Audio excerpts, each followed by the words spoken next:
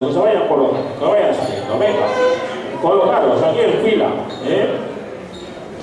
Mirad qué guapos, qué cosas más guapas, estos niños, que no se los centro aragonés. El futuro,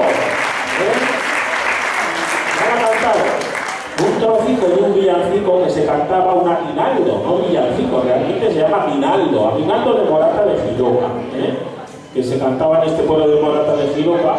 Y bueno, se iba por las calles pidiendo el aguinaldo y al que era un poco generoso, pues con la copla le premiaban.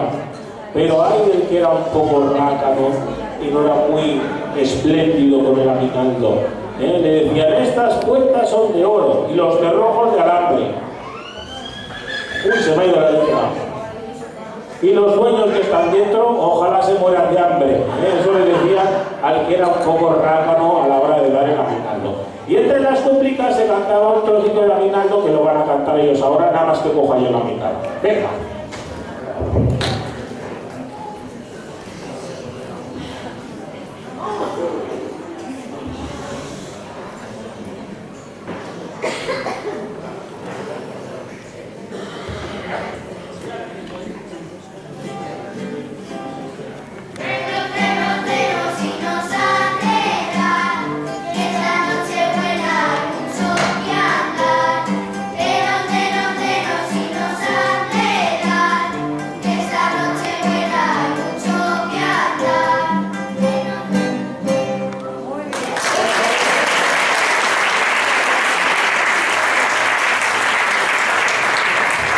Bueno, pues ya saben, hay que darles, Luego los abuelos, los papás, las mamás nos rascamos un poco el bolsillo, hay que darles aguinaldo.